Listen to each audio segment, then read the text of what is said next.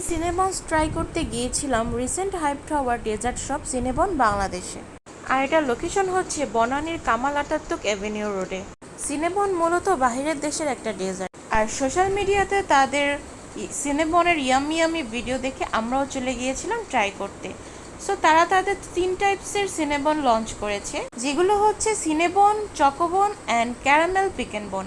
আর এগুলো 3টা ডিফারেন্ট সাইজে পাওয়া যায়, বন বাইটস, মিনি বন আর ক্লাসিক।